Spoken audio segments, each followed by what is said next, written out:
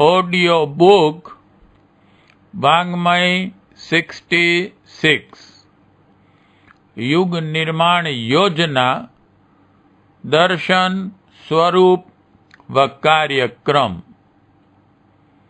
Chapter 3 part 5। इस विष से सावधान रहिए। जब समुद्र मथा गया था तो उसमें से सबसे पहले विष, फिर वारुणी, उसके बाद अन्य रत्न निकले थे। युग निर्माण के लिए मूर्छित समाज को जागृत करने के लिए भी गायत्री संस्था द्वारा वह अमृत निकालने के लिए समुद्र मंथन का कार्य हो रहा है, जिसे पीने से यहाँ के निवासी इस देवभूमि को अमरों भूसुरों की निवास स्थली प्रत्यक्ष रूप में दिखा सकें। यह समुद्र मंथन ठीक प्रकार से चल रहा है या नहीं, इसकी प्रारंभिक परीक्षा यही है कि इसमें कितना विष निकलता है। यह देखा जाए, जब सड़ी हुई कीचड़ की नाली साफ की जाती है तो उसमें से नाक फाड़ने वाली बदबू उड़ती है। दुर्बुद्धि की, दुर्भावनाओं की, स्वार्थपरता और पाखंड की कीचड़ बहुत दिनों में हमारे धार्मिक एवं सांस्कृतिक क्षेत्र में पड़ी सड़ रही है। उसे साफ किया जा रहा है तो वे तत्व जिनके स्वार्थों को हानि पहुंचती है स्वभावतः विरोध करेंगे। असुरता को नष्ट करने वाले जब कभी भी अभियान हुए हैं, उनके प्रतिरोध के लिए असुरों ने पूरी शक्ति से प्रत्याक्रमण किए हैं। त्रेता में इस प्रकार के अभियान में संलग्न ऋषियों को कच्चा चबा चबा कर असुरों ने हड्डियों के पहाड़ लगा दिए थे, जिन्हें देखकर रामायण के अनुसार यह दृश्य उपस्थित हुए। अस्थि समूह देखी रघुराया, पूछी मुनि लागी अतिदाया, निशिचर निकर सकल मुनि खाए, सुनी रघुवीर नयन जल छाए। निशिचरहीन करहूँ मही, भुज उठाई पन किन्ह, सकल मुनिन्ह के आश्रम निहि, झाई झाई सुख दिन। विश्वामित्र के इस प्रकार के अभियान के विरुद्ध मारीच, सुबाहु, ताड़का की पूरी सेना संघर्ष में रत हुई। वह आक्रमण इतने प्रचंड थे कि विश्वामित्र घबरा गए। अपने लक्ष्य की असफलता के दुष्परिणाम अनुभव करने लगे। अंत में दशरथ जी के यहाँ जाकर उनके पराक्रमी पुत्रों को सहायता के लिए मांग कर लाएं। क्रिया की महत्ता प्रतिक्रिया से ही जानी जाती है। बुखार की गर्मी को थर्मोमीटर से नापा जाता है। गायत्री परिवार का समुद्र मंथन कितना शक्तिशाली एवं प्रभावपूर्ण है, इसकी एक ही पहचान है कि विरोधी आसुरी तत्व इससे कितने क्षुब्ध हुए और उन्होंने इसे असफल बनाने का कितना प्रयत्न किया है।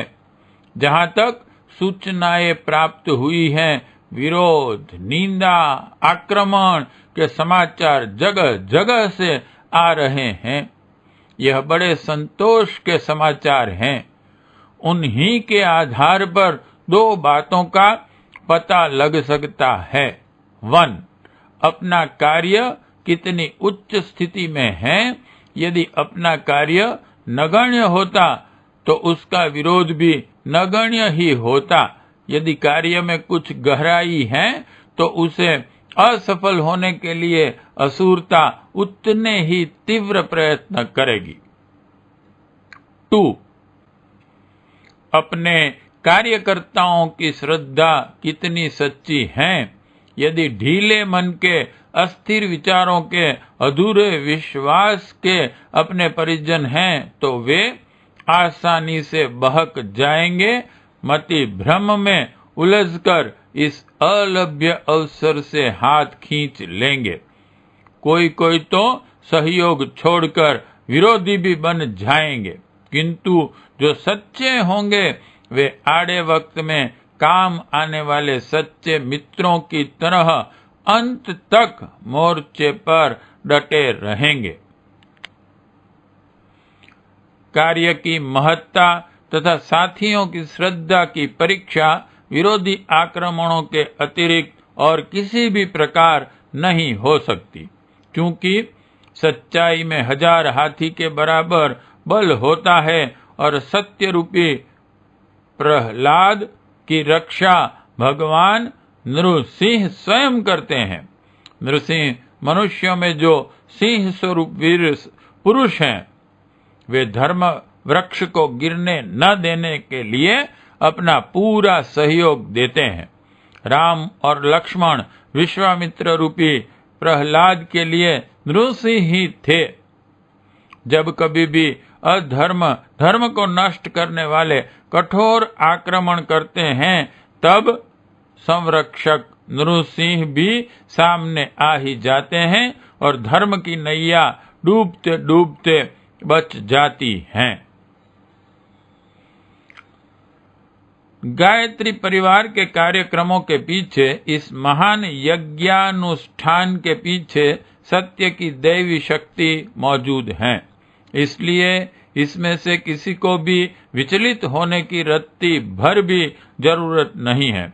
फिर भी प्रहलाद की तरह कठिन परीक्षा देने को तैयार रहना ही होगा। सभी शाखाएं तथा गायत्री उपासक अपने अपने कार्यों में संलग्न रहते हुए इस बात का विशेष ध्यान रखेंगे कि उनके धर्म कार्यों को असफल बनाने के लिए आसुरी तत्वों ने क्या क्या कार्य किए। क्योंकि इस युग में तलवार से सिर काटने का असुरता का हथियार काम में नहीं आता, अब तो इसका प्रचार अस्त्र मति भ्रम पैदा करना, कोई बेसिर पैर की बातें कहकर, कोई बेझड़ मूल के लांछन लगाकर लोगों के नव अंकुरित धर्मोत्साह को समाप्त कर देना ही है। असुरता का यह अस्त्र कहाँ कितनी तेजी से घूम रहा है, इसका पूरा पूरा ध्यान रखा जाना चाहिए।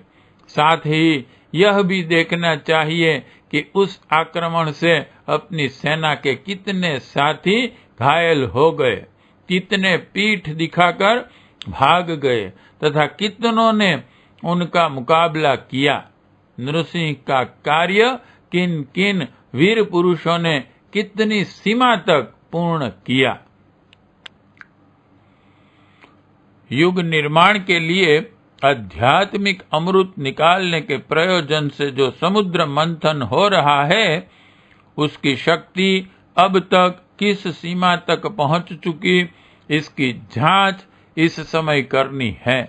सभी परिजन अपने क्षेत्र के आसुरी आक्रमणों, उसके परिणामों तथा उससे बचा लेने के प्रयत्नों की पूर्ण सूचना से केंद्र को अवगत कराते रहेंगे, ताकि वस्तु स्थिति का पता चलता रहे। संस्था की धर्म सेवाएं जितनी द्रुतगामिता के साथ आगे बढ़ेगी, उतनी ही आसुरी प्रतिक्रियाएं भी प्रबल होंगी। इन संघर्षों का भी एक बड़ा ही मनोरंजक एवं उत्साहवर्धक इतिहास बनेगा। युग निर्माण के प्रत्येक अवसर पर भारी संघर्ष हुए हैं। इस बार भी उनका होना अनिवार्य है। अंतर केवल अस्त्रों का है। इस संघर्ष में विरोधी पक्ष तलवार के बजाय मति भ्रम फैलाने वाले गोले दागेगा। आत्मरक्षा के लिए हम में से हर एक को सतर्क रहना चाहिए। आज के धर्म क्षेत्र कुरुक्षेत्र में इस संघर्षात्मक महाभारत का जो सूत्रपात हो रहा है, उसमें अपना कार्य यथा भाग व्यवस्थित रहकर हर परिजन को पूरा करना है। समुद्र मंथन का वेश निकल रहा है। आगे जैसे जैसे मंथन तीव्र होगा, विष और भी वेग के साथ उफनेगा। इससे साधारण श्रेणी के दुर्बल परिजनों को बचाया जाना चाहिए। साथ ही कुछ ऐसे नीलकंठ भी निकालने चाहिए जो विष को समेटने के लिए अपने आप को खतरों में डाल दें। नृसिंह और राम लक्ष्मण न निकले तो यह प्रहलाद और विश्वामित्र का प्रतीक आंदोलन संकटपूर्ण स्थिति को पहुंच सकता है। रचनात्मक कार्यक्रमों के साथ साथ हमें बचाव के सुरक्षा मोर्चे का भी ध्यान रखना होगा, तभी इस चतुर्मुखी संघर्ष के चक्रव्यूह को पार करना संभव हो सकेगा। पार्ट 5 समाप्त।